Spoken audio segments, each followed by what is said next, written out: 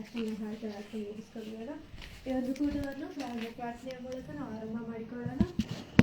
ನಮ್ಮ ಮಧ್ಯದಲ್ಲಿರುವ ಪುಷ್ಪಲತಾ ಅವರು ನಮಗೆ ಪ್ರಾರ್ಥನೆ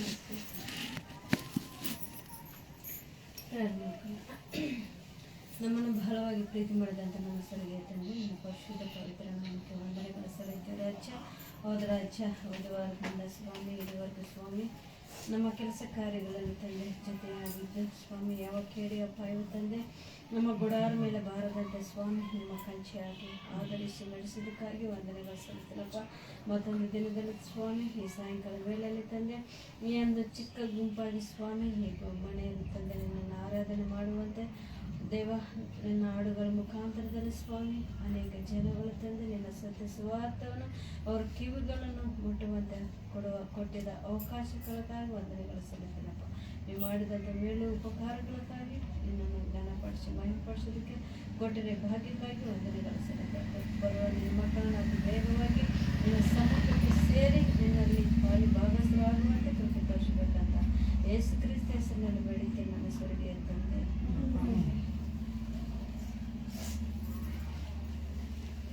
ಒಂದು ಹಾಡನ್ನು ಮಾಡಿ ದೇವರನ್ನು ಮಹಿಮೆ ಪಡಿಸೋಣ. ಸ್ತೋತ್ರಗಾನದಿ ಹಾಡಿ ಸ್ತುತಿಸುವ ಪರಿಶುದ್ಧನಾದಂಥ ಯೇಸುವಿಗೆ ಎನ್ನುವಂಥ ಹಾಡನ್ನು ಹಾಡಿ ನಾವು ದೇವರನ್ನು ಮಹಿಮೆ ಪಡಿಸೋಣ. ಸ್ತೋತ್ರಗಾನದಿ ಹಾಡಿ ಸ್ತುತಿಸುವೆನು ಪರಿಶುದ್ಧನಾದಂಥ ಯೇಸುವಿಗೆ. ಸ್ತೋತ್ರಗಾನದಿ ಹಾಡಿ ಸ್ತುತಿಸುವೆನು ಪರಿಶುದ್ಧನಾದಂಥ ಯೇಸುವಿಗೆ.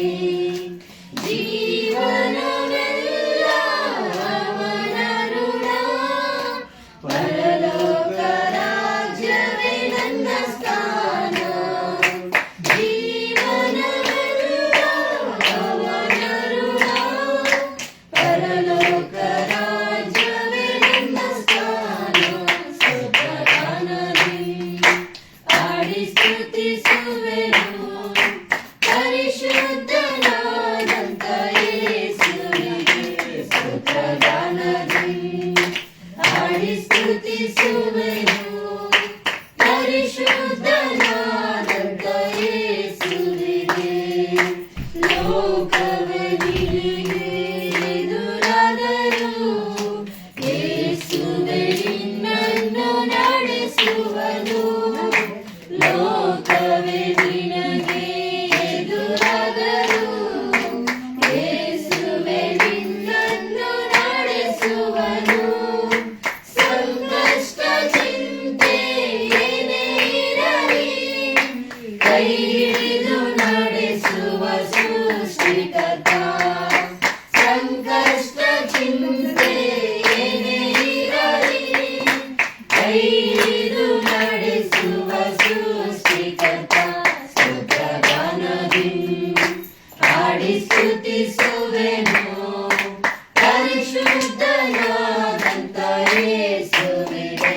ಸ್ತೋತ್ರಗಾನದಿ ಹಾಡಿ ಸ್ತುತಿಸುವೆನು ಪರಿಶುದ್ಧನಾದಂಥ ಯೇಸುವಿಗೆ. ಲೋಕವ ನೀನು ನಂಬದಿರು, ಅದರಿಚ್ಛೆಯಂತೆ ಬಾಳದಿರು. ಲೋಕವ ನೀನು ನಂಬದಿರು, ಅದರಿಚ್ಛೆಯಂತೆ ಬಾಳದಿರು. ದೈವ ಕೋಪ ಬರುವುದರೊಳಗಾಗಿ ಅರ್ಪಿಸು ನಿನ್ನಾತ್ಮ ಯೇಸುವಿಗೆ. ದೈವ ಕೋಪ ಬರುವುದರೊಳಗಾಗಿ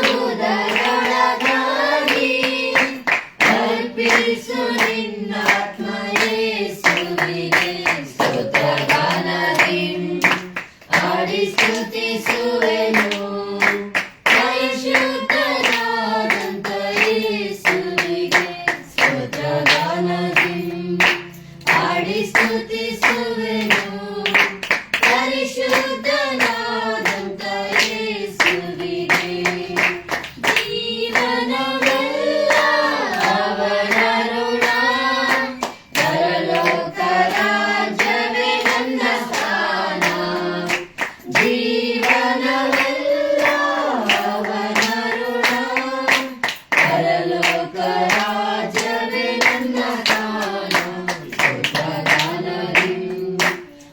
ಹಾಡಿ ಸ್ತುತಿಸುವೆನು ಪರಿಶುದ್ಧನಾದಂತ ಯೇಸುವಿಗೆ ಸ್ತೋತ್ರಗಾನದಿ ಹಾಡಿ ಸ್ತುತಿಸುವೆನು ಪರಿಶುದ್ಧನಾದಂತ ಯೇಸುವಿಗೆ. ಇಲ್ಲಿ ಹಾಡುಗಾರನ ಹೇಳ್ತಿದ್ದಾನೆ, ಲೋಕವೇ ನಿನಗೆ ಎದುರಾದರೂ ಯೇಸುವೆ ನಿನ್ನನ್ನು ನಡೆಸುವನು. ನಮ್ಗೆ ಲೋಕದಲ್ಲಿ ಕಷ್ಟಗಳು, ಚಿಂತೆಗಳು, ಬಾಧೆಗಳು ಎದುರಾದಾಗ ನಮ್ ಲೋಕ ಎಲ್ಲ ಕತ್ಲೆ ಕಾಣಿಸ್ಬಿಡುತ್ತೆ. ನಾವು ಒಬ್ರೇ ಲೋಕದಲ್ಲಿ ಕಷ್ಟಪಡ್ತಿರೋಂಗೆ ಎಲ್ರು ಖುಷಿಯಾಗಿರೋಂಗೆ ಅನ್ಸುತ್ತಲ್ಲ. ಅಂತ ಸಿಚುವೇಶನ್ಸ್ಗಳಲ್ಲಿ ಅಂದ್ರೆ ಅಂತ ಪರಿಸ್ಥಿತಿಗಳಲ್ಲಿ ನಾವಿದ್ದಾಗ, ನಾವು ದೇವ್ರನ್ನ ನಂಬ್ಕೊಂಡಿದ್ದಾಗ, ದೇವ್ರು ನಮ್ಮ ಜೊತೆಗಾರನಾಗಿದ್ದುಕೊಂಡು ನಮ್ಮ ಕೈ ಹಿಡಿದು ನಡೆಸುವಾತನ ದೇವರಾಗಿದ್ದಾನೆ. ಯಾಕೆ ಅಂತಂದ್ರೆ ಈ ಲೋಕದ ಮನುಷ್ಯರು ಇವತ್ತು ಇಲ್ಲ ನಾಳೆ ನಮ್ಮ ಕೈ ಬಿಟ್ಟರು ಬಿಟ್ಬಿಡ್ಬೋದು. ಯಾಕೆಂದ್ರೆ ನಮ್ಮ ಜೀವನಗಳಲ್ಲಿ ಎಲ್ಲಾ ಪರಿಸ್ಥಿತಿಗಳು ಒಂದೇ ತರ ಇರುತ್ತೆ ಅಂತ ಹೇಳಿ ನಾವು ಹೇಳೋದಕ್ಕಾಗಲ್ಲ. ಎಲ್ಲರೂ ಒಂದೇ ತರ ಇರ್ತಾರೆ ಅಂತ ಹೇಳಿ ನಾವು ಹೇಳೋದಕ್ಕಾಗಲ್ಲ. ಆದರೆ ನಮ್ಮ ದೇವರು ಏನಾಗಿದ್ದಾರೆ, ಯಾವತ್ತಿಗೂ ಎಂದಿಗೂ ಮಾರದ ಬದಲಾಗದಂತ ದೇವರಾಗಿದ್ದಾರೆ. ಯಾಕೆಂದ್ರೆ ಯಾವಾಗ್ಲೂ ಏಕರೀತಿಯಾಗಿದ್ದು ಏಕರೀತಿಯಾಗಿ ನಮ್ಮನ್ನ ಪ್ರೀತಿ ಮಾಡುವವರಾಗಿದ್ದಾರೆ ಅಲ್ವಾ. ನಮ್ಮನ್ನು ಪ್ರೀತಿ ಮಾಡಿಕೊಂಡು ಈ ಒಂದು ಕ್ಷಣ ನಾವಿಲ್ಲಿ ನಿಂತಿದ್ದೇವೆ, ಇವು ಉಸಿರಾಡುತ್ತಿದ್ದೇವೆ ಅಂದ್ರೆ ಅದೆಷ್ಟೋ ದೇವರ ಕೃಪೆ ಆಗಿದೆ. ಯಾಕಂತಂದ್ರೆ ಇವಾಗ ಬಂದ್ಬಿಟ್ಟು ಡೆಂಗು ಅಂತ ಹೇಳಿ ತುಂಬಾನೇ ಸ್ಪ್ರೆಡ್ ಆಗಿದೆ. ಒಂದೇ ಒಂದು ಸೊಳ್ಳೆ ಬಂದು ಕಚ್ಚಿತು ಅಂತಂದ್ರೆ ಮನುಷ್ಯ ನಡ್ಲಾಡಿ ಹಾಸ್ಪಿಟ್ಲ್ ಟ್ಯಾಬ್ಲೆಟ್ಸ್ ಆಕ್ಸಿಜನ್ ಎಲ್ಲ ತಗೊಂಡು ಕೊನೆಗೆ ಸತ್ತೇ ಹೋಗ್ತಿದ್ದಾರೆ ಮನುಷ್ಯ.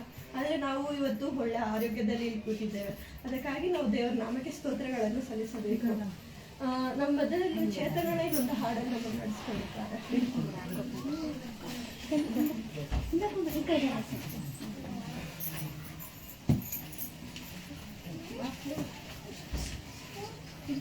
ಒಳ್ಳೆ ಸ್ವಾರ್ಥ ಸಾಂಗನ್ನು ಹಾಡನ್ನು ಹಾಡಿ ದೇವರ ನಮ್ಮನ್ನು ಗಣಪತಿ. ಎಂಥ ಒಳ್ಳೆ ದೇವರು ನೀ ಯೇಸುವೆ, ನಿನ್ನ ಚಿಂತೆ ದೂರವಾಯಿತಲ್ಲ ನಿನ್ನ ಸೇರಲು. ಎಂಥ ಒಳ್ಳೆ ದೇವರು ನೀ ಯೇಸುವೆ, ನನ್ನ ಚಿಂತೆ ದೂರವಾಯಿತಲ್ಲ ನಿನ್ನ ಸೇರಲು. ಹೆಸರು ಸಿರಲು ಯೇಸುವೆ ಸ್ತೋತ್ರ ಯೇಸುವೆ ಸ್ತೋತ್ರ ಉಸಿರು ಸಿರಲು ಯೇಸುವೆ ಸ್ತೋತ್ರ ಕಣಕಣದಲ್ಲೂ ಯೇಸುವೆ ಸ್ತೋತ್ರ. ಸತ್ಯ ಪ್ರೇಮ ಎಲ್ಲಿದೆ ಎಂದು ನಿತ್ಯ ಶಾಂತಿಯಲ್ಲಿ ನನಗೆ ಸಿಗುವುದು ಎಂದು. ಸತ್ಯ ಪ್ರೇಮ ಎಲ್ಲಿದೆ ಎಂದು ನಿತ್ಯ ಶಾಂತಿಯಲ್ಲಿ ನನಗೆ ಸಿಗುವುದು ಎಂದು. ಬೆಟ್ಟ ಗುಡ್ಡ ಸುತ್ತಿ ಬಂದೆ ಕಂಡಲ್ಲಿ ಕೈ ಮುಗಿದೆ, ಬೆಟ್ಟ ಗುಡ್ಡ ಸುತ್ತಿ ಬಂದೆ ಕಂಡಲ್ಲಿ ಕೈ ಮುಗಿದೆ. ಕೊನೆಯಲ್ಲಿ ನಿನ್ನನ್ನೇ ಕಂಡುಕೊಂಡೆನ, ಕೊನೆಯಲ್ಲಿ ನಿನ್ನನ್ನೇ ಕಂಡುಕೊಂಡೆನ. ಎಂಥ ಒಳ್ಳೆ ದೇವರು ನೀ ಯೇಸುವೆ, ನನ್ನ ಚಿಂತೆ ದೂರವಾಯಿತಲ್ಲ ನಿನ್ನ ಸೇರಲು. ಎಂಥ ಒಳ್ಳೆ ದೇವರು ನೀ ಯೇಸುವೆ, ನನ್ನ ಚಿಂತೆ ದೂರವಾಯಿತಲ್ಲ ನಿನ್ನ ಸೇರಲು. ಪಾಪ ಮುಕ್ತಿ ಸಿಗುವುದು ಎಲ್ಲಿ, ದುಶ್ಚಟದಿ ಬಿಡುಗಡೆಯು ದೊರೆಯುವುದೆಲ್ಲಿ.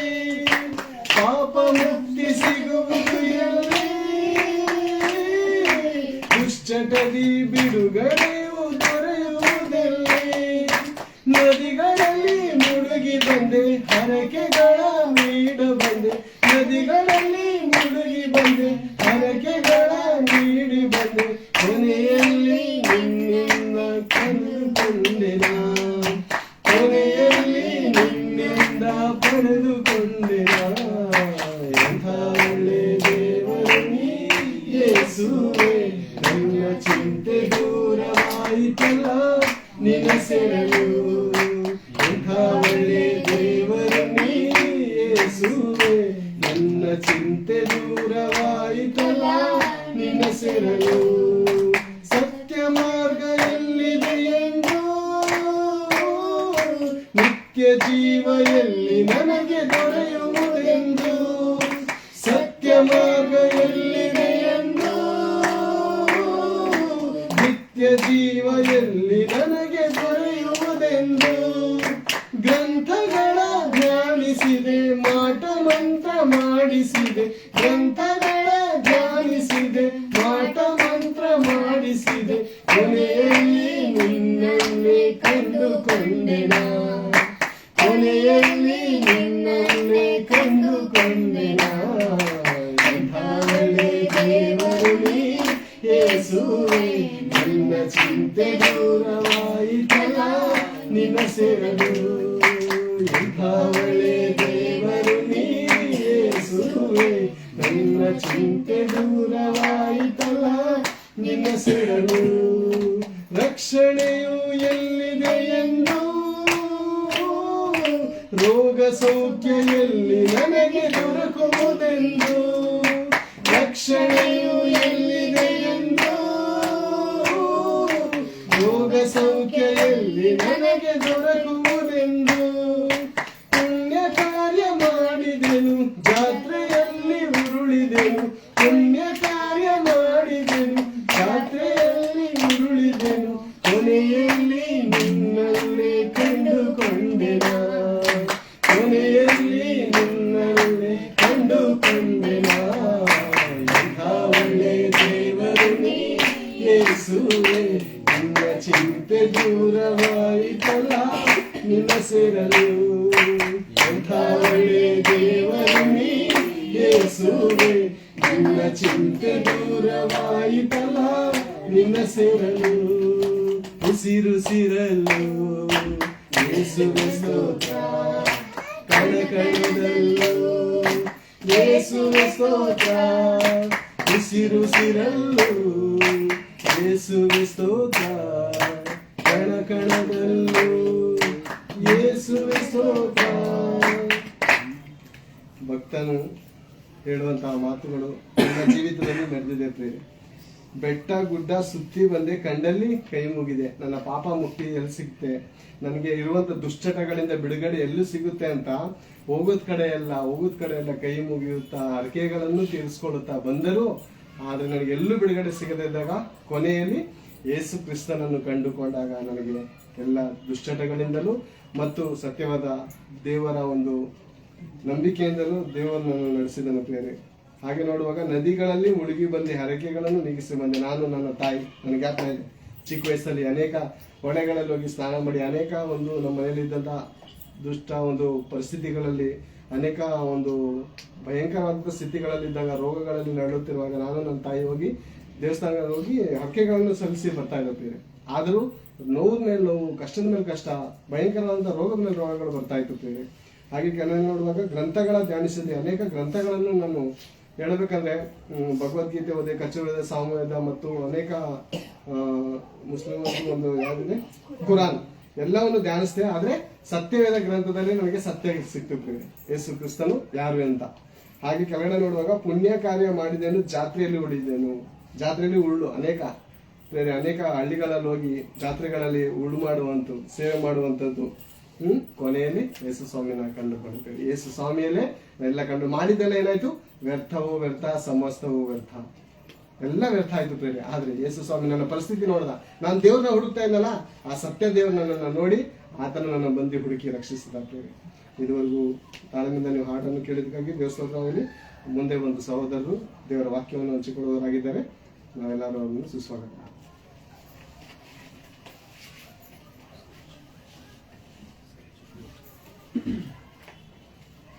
ಓಕೆ, ದೇವರ ಪರಿಶುದ್ಧವಾದಂಥ ನಾಮಕ್ಕೆ ಮಹಿಮೆ ಉಂಟಾಗಲಿ.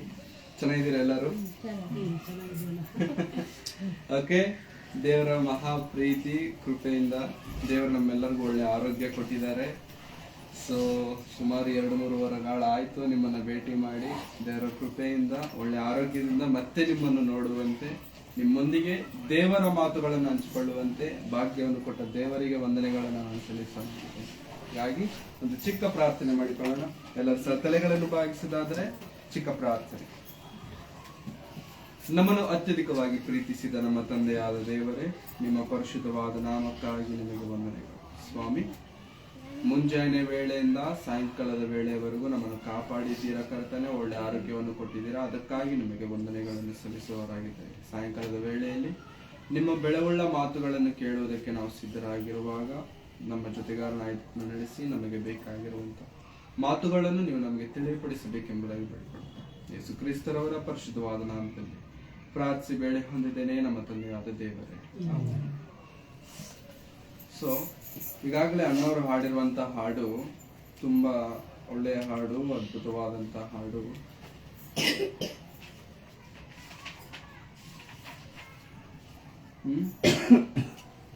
ಇನ್ನೊಂದು ಹಾಡು ಇನ್ನೊಂದು ಟೈಮ್ ಆಗುತ್ತೆ ಅಂಕಲ್, ಆಮೇಲೆ ಆಡ್ತೀನಿ ಲಾಸ್ಟ್ ಅಲ್ಲಿ.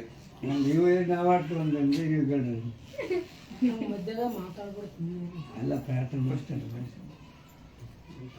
ಹಾ, ಏನಂತ ಆಡಿದ್ದಾರೆ ಅಂತಂದ್ರೆ, ಎಂಥ ಒಳ್ಳೆ ದೇವರು ನೀ ಏಸಯ್ಯ, ನನ್ನ ಚಿಂತೆ ದೂರ ಆಯಿತಯ್ಯ ನಿನ್ನ ಸೇರಲು.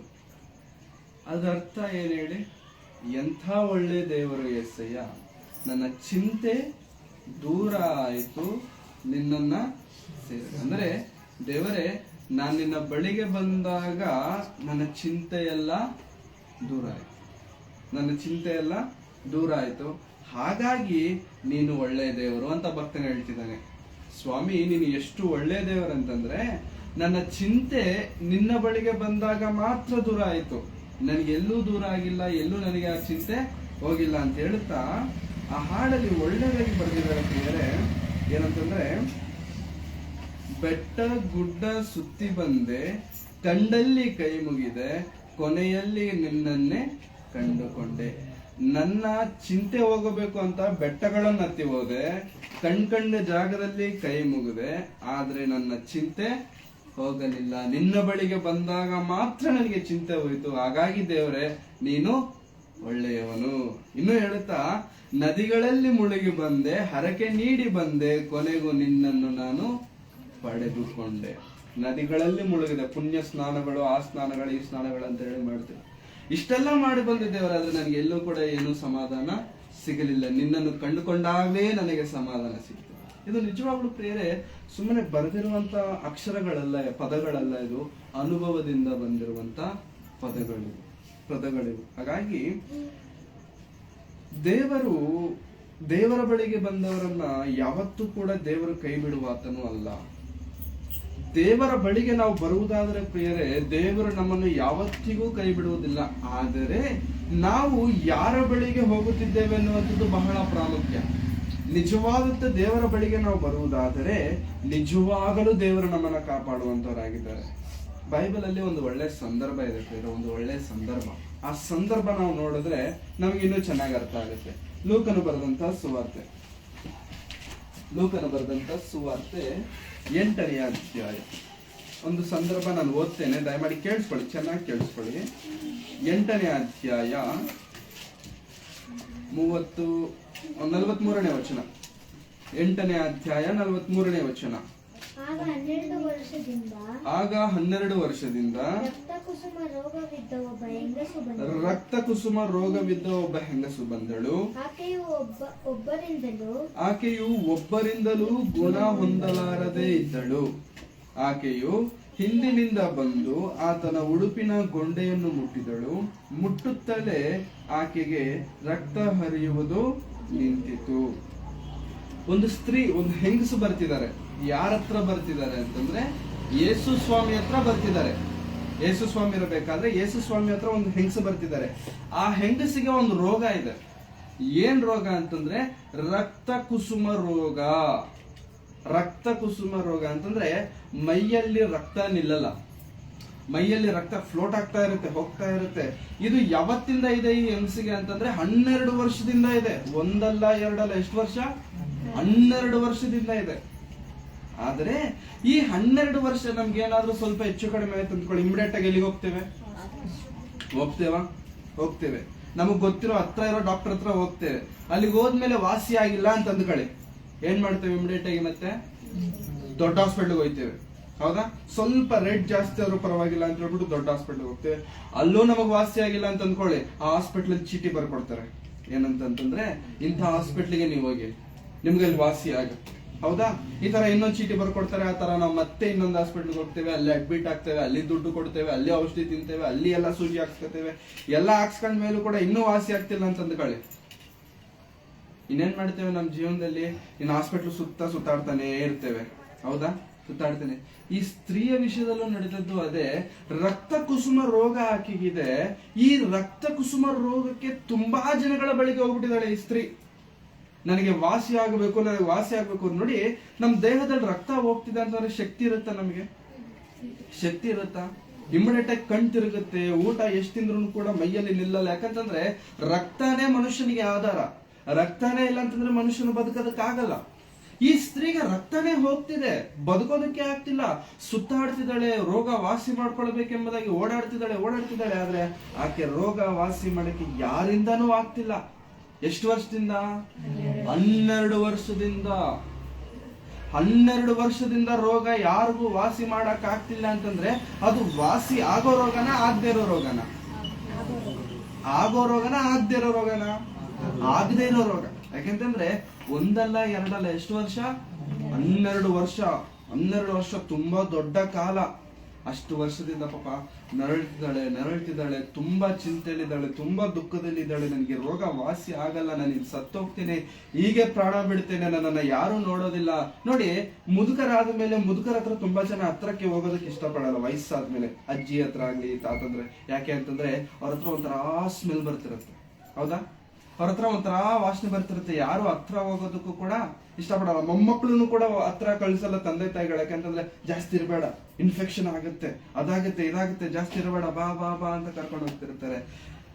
ವಯಸ್ಸಾಗಿರುವಂತ ಅಜ್ಜಿ ತಾತಂದ್ರ ಹತ್ರನೇ ಚಿಕ್ಕದಾಗಿ ಸ್ಮೆಲ್ ಬಂದ್ರೆ ಮಕ್ಕಳನ್ನ ನಾವು ಕಳಿಸಲ್ಲ. ನಾವು ಕೂಡ ಹತ್ರ ಹೋಗೋದಕ್ಕೆ ಇಷ್ಟಪಡಲ್ವಲ್ಲ ಪ್ರಿಯರೇ?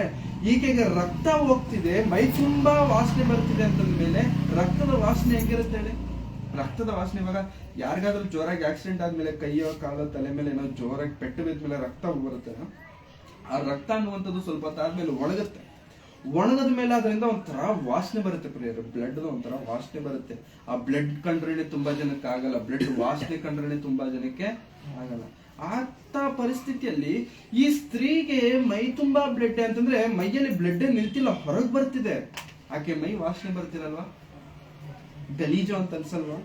ಹತ್ರ ಯಾರಾದ್ರೂ ಬರ್ತಾರ? ನೋಡಿ, ನಮಗ್ ಕಷ್ಟ ಬಂದಾಗ ಯಾರಾದ್ರೂ ನಮ್ ಜೊತೆಗೆ ಇರ್ಬೇಕು ಅನ್ಸ್ಕೊಳ್ತೀವಿ. ಹೌದಾ? ನಮ್ಗೇನಾದ್ರು ದುಃಖ ಬಂದಾಗ ಯಾರಾದ್ರೂ ನಮ್ ಜೊತೆಗೆ ಇದ್ರೇನೆ ನಮಗೆ ಏನೋ ಒಂದು ಇರಬೇಕು ಅಂತ ಅನ್ಸುತ್ತೆ. ಇಲ್ಲ ಅಂತಂದ್ರೆ ಬೇಗ ಸತ್ತೋಗ್ಬಿಡ್ಬೇಕು ಅನ್ಸ್ಬಿಡುತ್ತೆ ನಮ್ಗೆ. ಯಾವ್ದಾದ್ರೆ ಈಕೆಗೆ ಮೈ ತುಂಬಾ ರಕ್ತ ಇದೆ, ಯಾರು ಹತ್ರಕ್ಕೆ ಬರ್ತಿಲ್ಲ. ಆಕೆ ಒಂದು ನಿರ್ಣಯ ತೆಗೆದುಬಿಟ್ಟಿರ್ತಾಳೆ, ನಾನಿನ್ ಸಾಯೋವರೆಗೂ ಕೂಡ ಇಷ್ಟೇ, ನನ್ನ ಜೀವನ ಬದಲಾಗಲ್ಲ. ಎಲ್ಲೆಲ್ಲೋ ಹೋಗ್ಬಿಟ್ಟಿದ್ದಾಳೆ. ಡಾಕ್ಟರ್ಗಳ ಹತ್ರ ಹೋಗಿದ್ದಾರೆ, ಆ ದೇವ್ರು ಈ ದೇವ್ರು, ಆ ಬೆಟ್ಟ ಈ ಬೆಟ್ಟ, ಅಲ್ಲಿ ಕೈ ಮುಗಿ ನಿನ್ಗಾಗುತ್ತೆ, ಆ ತಂತ್ರ ಕಟ್ಸ್ಕೊ ಆಗುತ್ತೆ, ಈ ತಂತ್ರ ಕಟ್ಸ್ಕೊ ಆಗುತ್ತೆ, ನಿನ್ಗೆ ಅದಾಗುತ್ತೆ ಇದಾಗುತ್ತೆ.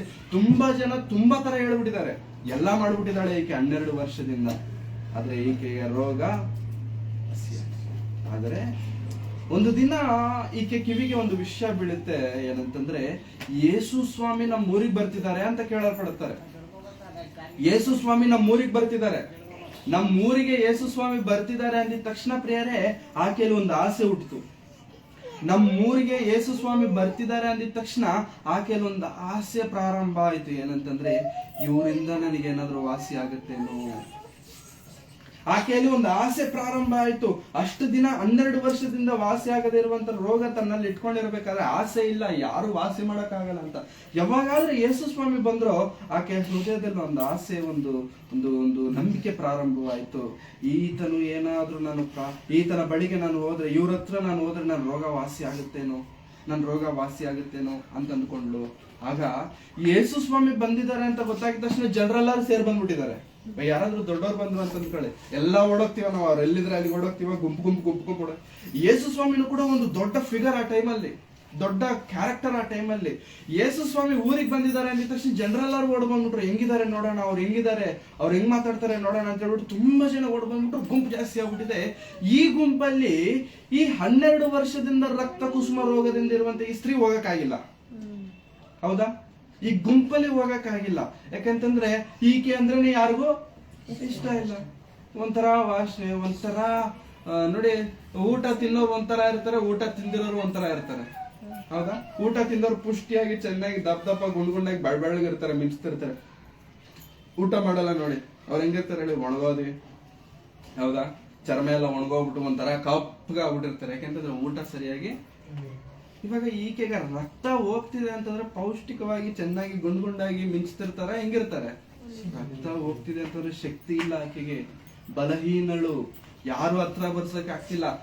ಈಕೆಗೇನೋ ಹೋಗ್ಬೇಕು ಅಂತ ಆಸೆ, ಅಲ್ಲೇನೋ ಹೋಗೋದಕ್ಕೆ ಜನರೆಲ್ಲರೂ ಇದಾರೆ. ಹೆಂಗ್ ಹೋಗೋದು ಹೆಂಗ್ ಹೋಗೋದು ಹೆಂಗ್ ಹೋಗೋದು ಹೆಂಗ್ ಹೋಗೋದು ತುಂಬಾ ಸತಿ ಯೋಚನೆ ಮಾಡ್ಬಿಟ್ಲು. ನನ್ನ ಕೈಯಲ್ಲಿ ಆಗಲ್ಲ, ಇಷ್ಟು ಜನರ ಮಧ್ಯದಲ್ಲಿ ನಾನು ತಳ್ಕೊಂಡು ಮುಂದಕ್ಕೆ ಹೋಗಕ್ಕೆ ನನ್ನಿಂದ ಆಗಲ್ಲ ಅಂತ ಹೇಳ್ಬಿಟ್ಟು ಹಿಂದಕ್ಕೆ ಹೋಗ್ಬೇಕು ಅಂತ ನಿರ್ಣಯ ತೆಗೆದುಕೊಂಡಬೇಕಾದ್ರೆ ಮತ್ತೆ ಒಂದು ಆಲೋಚನೆ, ಇಲ್ಲ 12 ವರ್ಷದಿಂದ ನನ್ನ ರೋಗ ವಾಸಿಯಾಗಿಲ್ಲ, ಇವರು ವಾಸಿ ಮಾಡಬಹುದು. ಏನಂತ ನಿರ್ಣಯ ತೆಗೆದುಕೊಂಡು ಗೊತ್ತಾ? ನಾನು ಯೇಸು ಸ್ವಾಮಿ ಮುಂದೆ ಹೋಗಿ ನಿಂತ್ಕೊಳ್ಳೋಷ್ಟು ಧೈರ್ಯ ನನಗಿಲ್ಲ. ಯೇಸು ಸ್ವಾಮಿ ಮುಂದೆ ಹೋಗ್ಬಿಟ್ಟು ಫೇಸ್ ಟು ಫೇಸ್ ನಿಂತ್ಕೊಂಡು ಮಾತಾಡೋಷ್ಟು ಧೈರ್ಯ ನನಗಂತೂ ಇಲ್ಲ. ಒಂದು ಕೆಲಸ ಮಾಡ್ತೀನಿ. ಏನ್ ಮಾಡ್ತೇನೆ ಅಂತಂದ್ರೆ, ಈ ಗುಂಪಿದಾರಲ್ಲ, ಈ ಗುಂಪಲ್ಲಿ ಹೆಂಗೋ ಒಂದು ನುಕ್ಕೊಂಡು ಬಕ್ಕೊಂಡು ಓಡಿಸ್ಕೊಂಡು ಗುದ್ದಿಸ್ಕೊಂಡು ಹೆಂಗಾದ್ರೂ ಮಾಡಿ ಹೋರಾಡ್ಬಿಟ್ಟು ಆ ಗುಂಪಲ್ಲಿ ಹೋಗ್ಬಿಟ್ಟು ಯೇಸು ಸ್ವಾಮಿ ಬಟ್ಟೆ ಹಾಕೊಂಡಿದಾರಲ್ಲ, ಯೇಸು ಸ್ವಾಮಿ ಅಂಗಿ ಹಾಕೊಂಡ್, ಆವತ್ತಿನ ದಿನಮಾನಗಳು ಈ ತರ ಪ್ಯಾಂಟ್ ಶರ್ಟ್ಗಳು ಈ ತರ ಇರ್ಲಿಲ್ಲ. ಆವತ್ತಿನ ಅಂಗಿಗಳು ಮೇಲಿಂದ ಕೆಳಗವರೆಗೂ ಒಂದೇ ಅಂಗಿ ತರ ಇರ್ತಿತ್ತು, ಅಂಗಿ ಹಾಕೊಳ್ತಿದ್ರು. ಏನಂತ ಈಕೆ ನಿರ್ಣಯ ತೆಗೆದುಕೊಂಡ್ಲು ಅಂತಂದ್ರೆ, ಗುಂಪಲ್ಲಿ ಹೋಗ್ಬಿಟ್ಟು ಆ ಯೇಸು ಕ್ರಿಸ್ತರವರು ಹಾಕಿಕೊಂಡಿರುವಂತ ಆ ವಸ್ತ್ರದ ತುದಿ ಹಿಡ್ಕೊಂಡ್ರೆ ಸಾಕು. ಯಾಕೆಂದ್ರೆ ಮನುಷ್ಯರ ಹತ್ರನೇ ನಾನು ಹೋಗೋದಕ್ಕಾಗ್ತಿಲ್ಲ, ಅವರು ದೊಡ್ಡವರು, ದೇವಕುಮಾರನು, ಆತನ ಮುಂದೆ ಹೋಗುವ ಧೈರ್ಯ ಶಕ್ತಿ ನನಗೆ ಇಲ್ಲ. ಆದ್ರೆ ನನಗೊಂದು ನಂಬಿಕೆ ಇದೆ, ಏನಂತಂದ್ರೆ ಆತನ ವಸ್ತ್ರ ಹಿಡ್ಕೊಂಡ್ರೆ ಸಾಕು ನನಗೆ ವಾಸಿ ಆಗುತ್ತೆ. ಆತನ ವಸ್ತ್ರ ಹಿಡ್ಕೊಂಡ್ರೆ ಸಾಕು ವಾಸಿ ಆಗುತ್ತೆ. ನಿಜವಾಗ್ಲೂ ನಮ್ಗೆ ಯಾರಾದ್ರೂ ಆತರ ಹೇಳ್ಬಿಟ್ರೆ ನಿನ್ಗೇನಾದ್ರು ಹುಚ್ಚಿಡ್ಬಿಟ್ಟಿದ್ಯಾ ಅಂತೀವಲ್ಲ. ಬಟ್ಟೆ ಹಿಡ್ಕೊಂಡ್ರೆ ಯಾರಿಗಾದ್ರೂ ಏನಾದ್ರು ವಾಸಿ ಆಗುತ್ತೆ ಹೇಳಿ? ಬಟ್ಟೆ ಹಿಡ್ಕೊಂಡ್ರೆ ಏನಾದ್ರೂ ವಾಸಿ ಆಗುತ್ತಾ? ಈಕೆಗೆ ಏನೋ ಗೊತ್ತಿಲ್ಲ ಒಂದು ನಂಬಿಕೆ, ಈಕೆಗೆ ಗೊತ್ತಿಲ್ಲ ಒಂದು ನಂಬಿಕೆ ಏನಂತಂದ್ರೆ, ಬಟ್ಟೆ ಹಿಡ್ಕೊಂಡ್ರೆ ಸಾಕು ವಾಸಿ ಆಗ್ಬಿಡುತ್ತೆ, ಬಟ್ಟೆ ಹಿಡ್ಕೊಂಡ್ರೆ ಸಾಕು ವಾಸಿ ಆಗ್ಬಿಡುತ್ತೆ. ಆ ಬಟ್ಟೆ ಹಿಡ್ಕೊಳ್ಳೋದಕ್ಕೂ ಕೂಡ ಎಷ್ಟೋ ಕಷ್ಟ ಆಕೆಗೆ.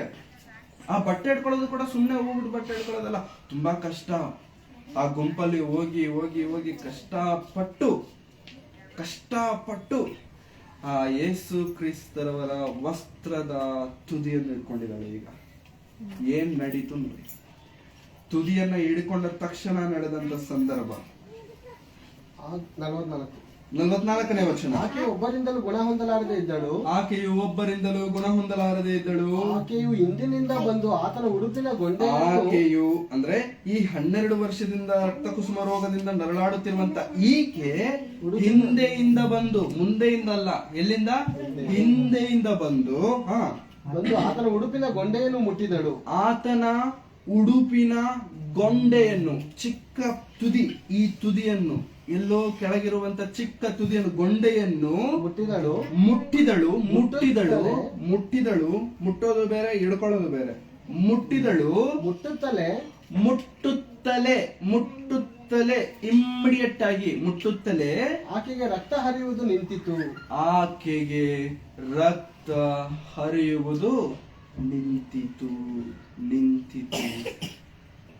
12 ವರ್ಷದಿಂದ ರಕ್ತ ಕುಸುಮ ರೋಗ ಯಾರಿಂದಾನು ವಾಸಿ ಮಾಡ್ಲಿಕ್ಕಾಗಿಲ್ಲ. ಎಷ್ಟು ವರ್ಷ? 12 ವರ್ಷದಿಂದ ವಾಸಿ ಆಗದೇ ಇರುವಂತ ರೋಗ ಮುಟ್ಟಿದ ಕೂಡಲೇ ರಕ್ತ ಹರಿಯುವುದು ನಿಂತಿತು. ಕೂಡಲೇ ಅಂತಂದ್ರೆ ಏನ್ ಹೇಳಿ? ಕೂಡಲೇ, ತಕ್ಷಣ, ಇಮ್ಮಿಡಿಯೇಟ್ ಆಗಿ, ತಕ್ಷಣ. ಇವಾಗ ನಾವೇನಾದ್ರೂ ಆಧಾರ್ ಕಾರ್ಡ್ ಚೇಂಜ್ ಮಾಡಕೊಳಕ್ ಹೋದ್ವಿ ಅಂತ ಅಂದ್ಕೊಳ್ಳಿ, ಆಧಾರ್ ಕಾರ್ಡ್ ಚೇಂಜ್ ಮಾಡಿ ಅವ್ರೇನ್ ಹೇಳ್ತಾರೆ, ನಿಮ್ ಫೋನ್ ನಂಬರ್ ಕೇಳ್ತಾರೆ. ಫೋನ್ ನಂಬರ್ ಹಾಕಿದ್ಮೇಲೆ OTP ಬಂದಿರುತ್ತೆ, OTP ಹೇಳಿ ಅಂತಾರೆ. ಹೌದಾ? OTP ಬಂದಿರುತ್ತೆ, OTP ಹೇಳಿ ಅಂತಾರೆ. OTP ಲೇಟ್ ಆಯ್ತು ಅಂತ ಅಂದ್ಕೊಳ್ಳಿ, OTP ಬರೋದು, ಮೆಸೇಜ್ ಬರೋದು ಲೇಟ್ ಆಯ್ತು ಅಂತ ಅಂದ್ಕೊಳ್ಳಿ, ಸುಮ್ನೆ ಇರ್ತಾರ ಅವ್ರು, ನಮಗೋಸ್ಕರ ಕಾಯ್ಕೊಂಡಿರ್ತಾರ.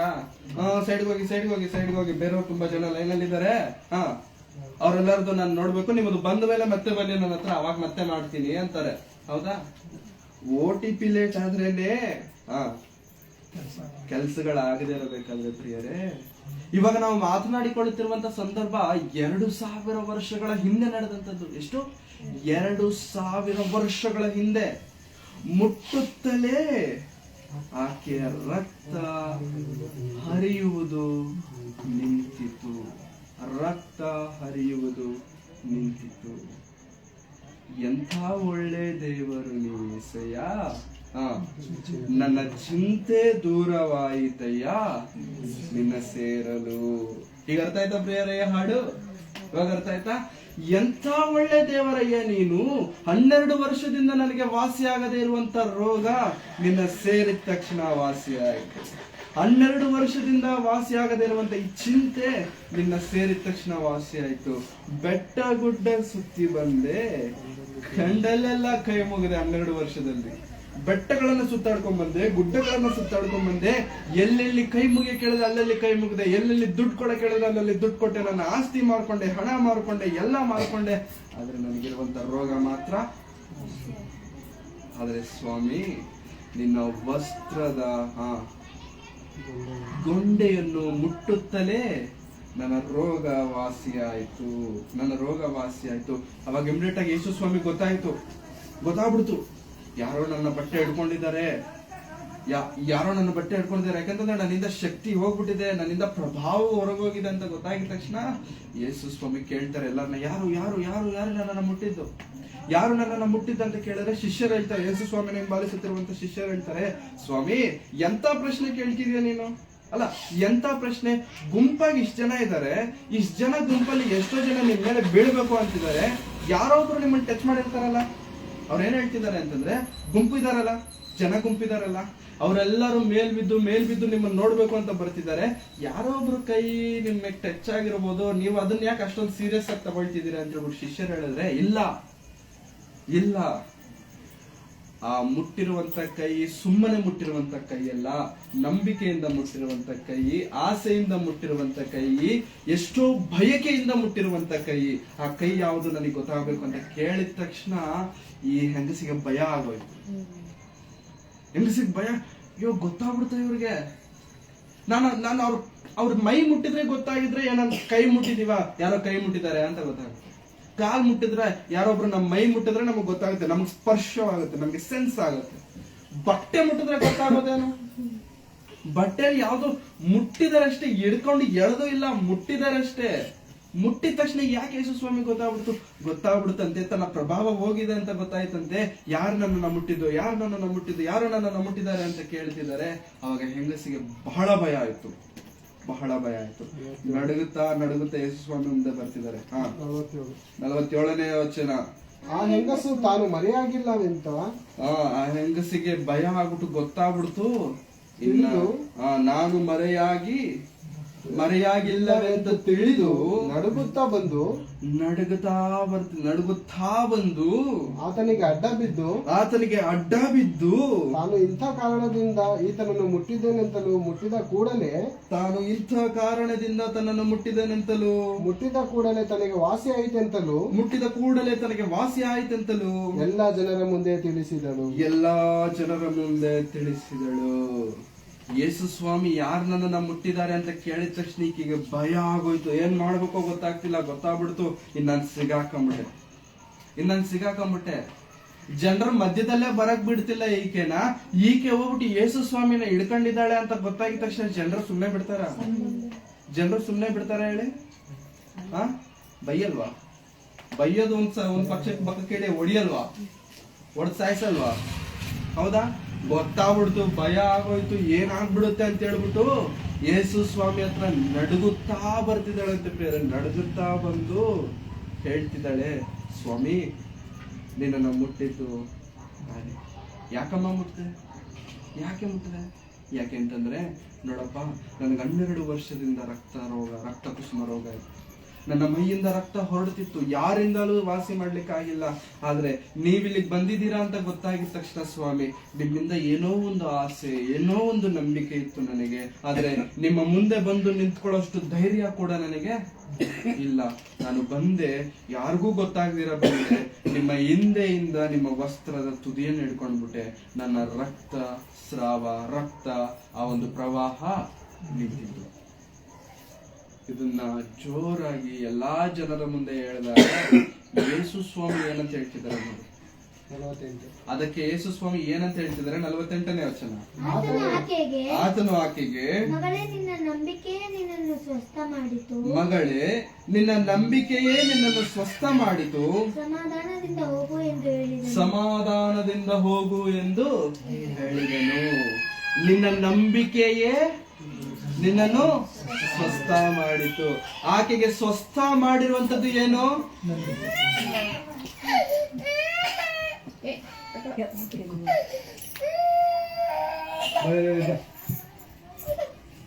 ಓಕೆ, 12 ವರ್ಷದಿಂದ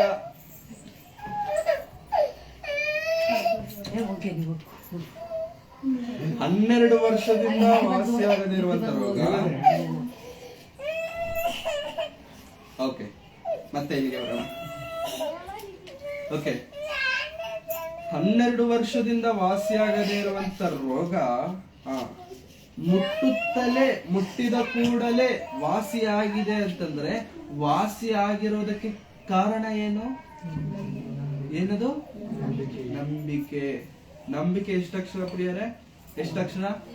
ನಂಬಿಕೆ. 3 ಅಕ್ಷರ. 3 ಅಕ್ಷರ ಇರುವಂತ ಈ ನಂಬಿಕೆ 12 ವರ್ಷದ ರೋಗ ವಾಸಿ ಮಾಡಿದೆ. 3 ಅಕ್ಷರಗಳಿಂದ ತುಂಬಿರುವಂತ ಈ ನಂಬಿಕೆ ಪ್ರಿಯರೇ 12 ವರ್ಷದಿಂದ ಇರುವಂತ ರೋಗವನ್ನ ಏನ್ ಮಾಡಿದೆ? ದೇವರ ಬಳಿಗೆ ನಾವು ಬರುವುದಾದ್ರೆ ನಂಬಿಕೆಯಿಂದ, ದೇವರ ಸನ್ನಿಧಾನಕ್ಕೆ ನಾವು ಬರುವುದಾದ್ರೆ ನಂಬಿಕೆಯಿಂದ, ದೇವರೇ ನೀನು ಬಿಟ್ರೆ ನನಗೆ ಇನ್ಯಾರೂ ಇಲ್ಲ, ನೀನು ಬಿಟ್ಟರೆ ನಾನು ಯಾರನ್ನು ನಂಬಕ್ಕಾಗಲ್ಲ, ನಾನು ಎಲ್ಲಾ ನೋಡಿ ಬಂದೆ ಸ್ವಾಮಿ, ನೀನೊಬ್ಬನೇ ನನಗೆ ಶರಣನು ಅಂತ ಈ ದೇವರ ಮುಂದೆ, ಯೇಸು ಕ್ರಿಸ್ತನ ಮುಂದೆ ನಾವು ಬಂದರೆ ಪ್ರಿಯರೇ 12 ವರ್ಷದಿಂದ ವಾಸಿ ಆಗದೇ ಇರುವಂತ ರೋಗವನ್ನ ದೇವರು ಹೀಗೆ ವಾಸಿ ಮಾಡಿದ್ದಾರೆ.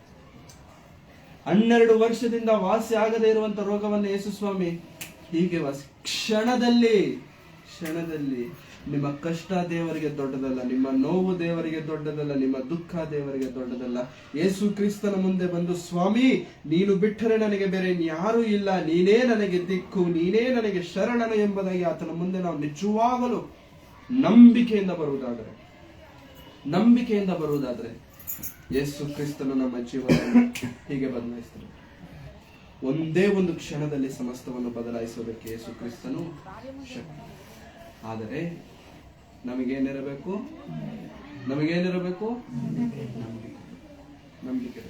ಎಂಥ ನಂಬಿಕೆ ಅಂತಂದ್ರೆ, ಸ್ವಾಮಿ ನೀನೇ ಮಾಡುವುದಕ್ಕೆ ಶಕ್ತ, ನೀನು ಬಿಟ್ರೆ ನಾನು ಯಾರನ್ನು ನಂಬೋದಕ್ಕೆ ಆಗಲ್ಲ. ಹಾಗಾಗಿ ಪ್ರಿಯರೇ 12 ವರ್ಷದಿಂದ ವಾಸಿಯಾಗದೇ ಇರುವಂತ ರೋಗ ಒಂದು ಕ್ಷಣದಲ್ಲಿ ವಾಸಿಯಾಗಿದೆ ಅಂತಂದರೆ, ಆವತ್ತಿರುವಂತ ದೇವರೇ ಇವತ್ತು ನಮಗಿರುವುದಾದರೆ, ಆವತ್ತಿರುವಂತ ನಂಬಿಕೆ ನಮ್ಮಲ್ಲಿ ಇವತ್ತಿರುವುದಾದರೆ ಪ್ರಿಯರೇ, ನಮ್ಮ ರೋಗ ದುಃಖ ಅದು ಎಷ್ಟೇ ದೊಡ್ಡದ್ದಾಗಿರಲಿ ಪ್ರಿಯರೇ, ದೇವರ ಮುಂದೆ ನಾವು ಬಂದಾಗ ದೇವರು ಸಮಸ್ತವನ್ನು ತೆಗೆದುಹಾಕ್ತಾರೆ. ಯೇಸು ಸ್ವಾಮಿ ಹೇಳ್ತಾರೆ, ನಿಮ್ಮ ಚಿಂತಾಭಾರವನ್ನು ಮೇಲೆ ಹಾಕಿರಿ, ನಾನು ನಿಮಗೋಸ್ಕರ. ಯಾಕೆ ಚಿಂತೆ ಮಾಡ್ತೀರಾ? ನೀವ್ ಯಾಕೆ ಟೆನ್ಷನ್ ತಗೋತೀರಾ? ನಾನಿದ್ದೀನಲ್ಲ. ಇವಾಗ ಆ 12 ವರ್ಷದಿಂದ ರಕ್ತಸ್ರಾವದಿಂದ ರೋಗದಿಂದ ನರಳಾಡುತ್ತಿರುವಂತಹ ಹೆಂಗಸಿಗೆ ಯೇಸು ಸ್ವಾಮಿ ಸ್ವಸ್ಥತೆ ಕೊಟ್ಟ ನಂತರ ಯೇಸು ಸ್ವಾಮಿನ ಬಿಟ್ಟು ಬದುಕಿರ್ತಾಳೆ, ಯೇಸು ಸ್ವಾಮಿ ಜೊತೆ ಬದುಕಿರ್ತಾಳೆ ಆಕೆ. ಯಾಕೆ ಇಷ್ಟು ದಿನ ಯಾಕೆ ಬದುಕಿರ್ಲಿಲ್ಲ ಆಕೆ? 12 ವರ್ಷದಿಂದ ಯಾಕೆ ಬದುಕಿರ್ಲಿಲ್ಲ ಆಕೆ ಯೇಸು ಸ್ವಾಮಿ ಜೊತೆಗೆ? ಆಗ್ಲೇ ಯಾಕೆ ಬದುಕಿದ್ದಾಳೆ? ಅಷ್ಟು ದಿನ ಆಕೆಗೆ ಅದರ ರುಚಿ ಗೊತ್ತಿರಲಿಲ್ಲ, ಯೇಸು ಸ್ವಾಮಿಯ ಆ ಟೇಸ್ಟ್ ಗೊತ್ತಿರಲಿಲ್ಲ. ಯೇಸು ಸ್ವಾಮಿಯನ್ನ ಮುಟ್ಟಿ ಸ್ವಸ್ಥತೆಯನ್ನ ಹೊಂದಿ ರುಚಿ ನೋಡಿ ಆತನ ಶಕ್ತಿ ಗೊತ್ತಾಗಿದ ನಂತರ ಯೇಸು ಸ್ವಾಮಿಯನ್ನ ಬಿಡಲಿಲ್ಲ ಆಕೆ. ಸ್ವಾಮಿ ನೀನೊಬ್ನೇ, ಇಷ್ಟು ದಿನ ನಾನು ಅಲ್ಲಿಗೋದೆ, ಇಲ್ಲಿಗೋದೆ, ಆ ಬೆಟ್ಟಕ್ಕೋದೆ, ಈ ಗುಡ್ಡಕ್ಕೋದೆ, ಆ ನೀರಲ್ಲಿ ಮುಳುಗಿದೆ, ಆ ನದಿಯಲ್ಲಿ ಮುಳುಗಿದೆ, ಎಲ್ಲೂ ನನಗೇನು ಸಿಗಲಿಲ್ಲ ಸ್ವಾಮಿ. 12 ವರ್ಷದಿಂದ ಮಾಡಿದ್ದೇನೆ ಇದನ್ನ ನಾನು. ಆದರೆ ನಿನ್ನ ಬಳಿ ಬಂದ ಒಂದೇ ಒಂದು ಕ್ಷಣದಲ್ಲಿ ನೀನ್ ಏನು ಅಂತ ನನಗೆ ಗೊತ್ತಾಯ್ತು, ಒಂದೇ ಒಂದು ಕ್ಷಣದಲ್ಲಿ ನೀನ್ ಏನಂತ ನನಗೆ. ಹಾಗಾಗಿ ಯೇಸು ಕ್ರಿಸ್ತರವರ ಮುಂದೆ ನಾವು ಬಂದರೆ ಪ್ರಿಯರೇ, ಆತನ ಶಕ್ತಿ ಏನು ಅಂತ ನಮ್ಗೆ ಗೊತ್ತಾಯ್ತು. ಈ ಸಾಯಂಕಾಲ ಇಲ್ಲಿ ಕುಳಿತಿರುವಂತ ಪ್ರತಿಯೊಬ್ಬರಿಗೆ ದೇವರು ಹೇಳ್ತಿರುವಂತ ಮಾತು ನಂಬುತ್ತೀಯ? ನಂಬಿಕೆಯಿಂದ ಬರ್ತೇವ? ನಂಬುವವನಿಗೆ ಸಮಸ್ತವು ಸಾಧ್ಯ. ಸಮಸ್ತವು ಚಿಕ್ಕದೇ ಆಗಲಿ ದೊಡ್ಡದೇ.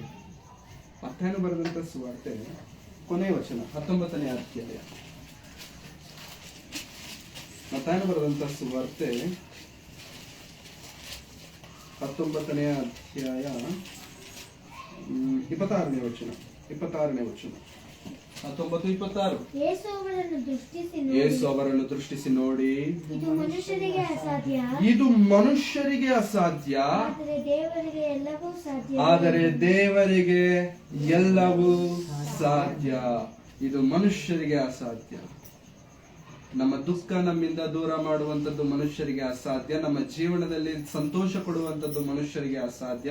ನಮಗಿರುವಂತ ನೋವನ್ನು ತೆಗೆದುಹಾಕುವಂತದ್ದು ಮನುಷ್ಯರಿಗೆ ಅಸಾಧ್ಯ.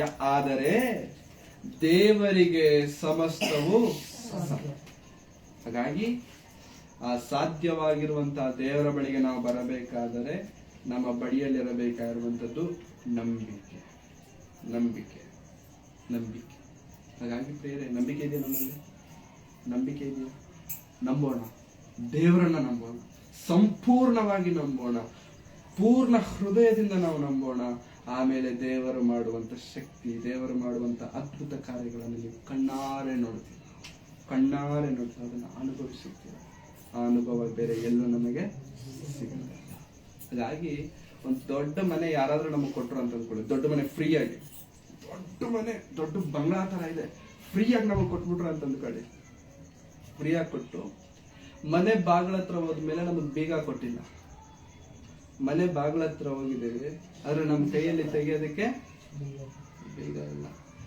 ಮನೆ ಏನೋ ದೊಡ್ಡದು, ಬಾಗ್ಲೇನೋ ದೊಡ್ಡದು, ಮನೆ ಒಳಗಡೆ ಹೋದ್ರೆ ಸಖತ್ತಾಗಿರುತ್ತೆ ಅಂತ ನಮಗೆ ಗೊತ್ತು. ಅದ್ರ ಒಳಗೆ ಹೋಗಕ್ಕೆ ಏನ್ ಬೇಕು? ಬೀಗ ಬೇಕು. ನಮ್ಮ ಹತ್ರ ಬೀಗ. ದೇವರು ದೊಡ್ಡವನು, ದೇವರು ಶಕ್ತಿವಂತನು, ದೇವರ ಶಕ್ತಿ ಬಹಳ ದೊಡ್ಡದು. ಆ ದೊಡ್ಡದಾಗಿರುವಂತ ದೇವರ ಶಕ್ತಿ ನಮಗೆ ಗೊತ್ತಾಗಬೇಕಾ ಪ್ರಿಯರೇ?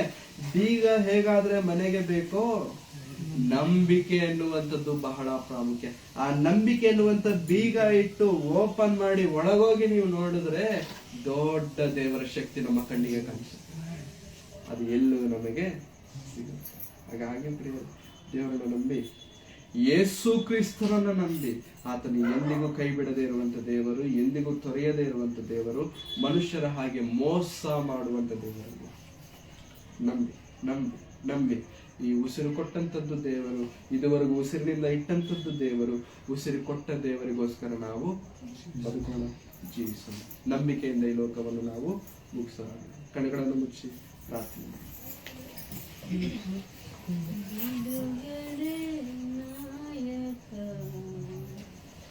ಜಯವನ್ನು ಕೊಡುವನು ನನ್ನಲ್ಲಿ ಇರುವನು, ಎಂತ ಆನಂದ, ಬಿಡುಗಡೆ ನಾಯಕ. ಜಯವನ್ನು ಕೊಡುವನು ನನ್ನಲ್ಲಿ ಇರುವನು, ಎಂತ ಆನಂದ. ಪ್ರಾರ್ಥನೆ ಮಾಡಿಕೊಳ್ಳಿ.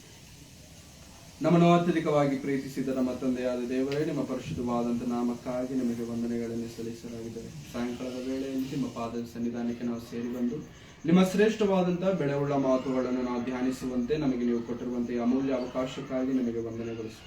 ಹೌದು ಕರ್ತನೆ, ನಿಮ್ಮ ಬಳಿಗೆ ನಿಮ್ಮ ಮಗನಾಗಿರುವಂತಹ ಯೇಸು ಕ್ರಿಸ್ತರವರ ಬಳಿಗೆ ಬಂದಿರುವಂತಹ 12 ವರ್ಷದ ರಕ್ತ ಕುಸುಮ ರೋಗದಿಂದ ನರಳಾಡುತ್ತಿರುವಂತಹ ಆ ಸ್ತ್ರೀಗೆ, ಆ ಹೆಂಗಸಿಗೆ ಕರ್ತನೆ, ಒಂದೇ ಒಂದು ಕ್ಷಣದಲ್ಲಿ ನಿಮ್ಮ ವಸ್ತ್ರದ ಗೊಂಡಿಯನ್ನು ಮುಟ್ಟುತ್ತಲೇ ಆಕೆಯ ರಕ್ತದ ಆ ಒಂದು ಹರಿದಾಟವು ಹೇಗಾದ್ರೆ ನಿಂತೋಯ್ತು ಸ್ವಾಮಿ. ಅದಕ್ಕೆ ಕಾರಣ ಆಕೆಯ ನಂಬಿಕೆ, ಅದಕ್ಕೆ ಕಾರಣ ಆಕೆಯ ವಿಶ್ವಾಸ. ನಿಮ್ಮ ಬಳಿಗೆ ಬಂದಂತ ನಾವು, ನಿಮ್ಮ ಮಾತುಗಳನ್ನು ಕೇಳುತ್ತಿರುವಂತ ನಾವು, ನಿಮ್ಮಲ್ಲಿ ನಂಬಿಕೆಯಿಂದ ಜೀವಿಸುವರಾಗಿರುವಂತೆ ನಮಗೆ ಸಹಾಯ, ನಂಬಿಕೆಯಿಂದ ಬದುಕುವರಾಗಿರುವಂತೆ ನಮಗೆ ಕೃಪೆ ತೋರಿಸಿ. ಇದುವರೆಗೂ ನಡೆಸಿದಂತ ನಿಮ್ಮ ಪ್ರೀತಿ ಕೃಪೆಗಳಿಗಾಗಿ ನಿಮಗೆ ವಂದನೆಗಳು. ನಿಮ್ಮ ಮಕ್ಕಳು ನಿಮ್ಮ ಮಾತುಗಳನ್ನು ಕೇಳಿರುವಾಗ ಆ ಕೇಳಿರುವಂತ ಮಾತುಗಳನ್ನು ಬಿಟ್ಟು ಬಿಡದೆ ಅವರ ಹೃದಯಗಳಲ್ಲಿ ಇಟ್ಟುಕೊಂಡು ಇಲ್ಲಿ ಕುಳಿತಿರುವವರಲ್ಲಿ ಒಬ್ಬರಾದರೂ ಸ್ವಾಮಿ ನಿಮ್ಮ ಮುಂದೆ ಯೋಗ್ಯರಾಗಿ ಬದುಕುವಂತೆ, ನಿಮ್ಮ ಮುಂದೆ ಯೋಗ್ಯರಾಗಿ ನಿಲ್ಲುವಂತೆ ನೀವು ಸಹಾಯ ಮಾಡುತ್ತೀರಾ ಅಂತ ನಾನು ನಂಬುತ್ತೇನೆ. ಇಲ್ಲಿ ಸೇರಿ ಬಂದಿರುವಂತ ಎಲ್ಲರನ್ನು ಹೆಸರಾಗಿ ನಿಮ್ಮ ಸನ್ನಿಧಾನದಲ್ಲಿ ನೆನಪು ಮಾಡಿಕೊಳ್ತಿದ್ದೇನೆ ಸ್ವಾಮಿ. ಪ್ರತಿಯೊಬ್ಬರಿಗೆ ಬೇಕಾದಂತ ಒಳ್ಳೆ ಆರೋಗ್ಯವನ್ನು ನೀವು ಕೊಟ್ಟು ನಡೆಸಿ, ಬಲವನ್ನು ಕೊಟ್ಟು ನಡೆಸಿ, ಬುದ್ಧಿಯನ್ನು ನೀವು ಕೊಟ್ಟು ನಡೆಸಿ. ಇಂಥ ಕಾರ್ಯಕ್ರಮವನ್ನು ನಡೆಸುತ್ತಿರುವಂತ ನಿಮ್ಮ ಮಗನು ಸುರೇಶ್ ಅಣ್ಣನವರನ್ನು, ಅವರ ಕುಟುಂಬವನ್ನು ನಿಮ್ಮ ಕರಗಳಿಗೆ ಒಪ್ಪಿಸಿಕೊಡ್ತಿದ್ದೇನೆ. ಬಲಪಡಿಸಿ ಕರ್ತೇನೆ. ಇನ್ನು ಹೆಚ್ಚಾದಂತ ಬಲವನ್ನು ಕೊಟ್ಟು ನಡೆಸಿ, ಅವರ ಮಕ್ಕಳಿಗೆ ಬೇಕಾದಂತ ಒಳ್ಳೆ ಜ್ಞಾನವನ್ನು ನೀವು ಕೊಟ್ಟು ನಡೆಸಿ.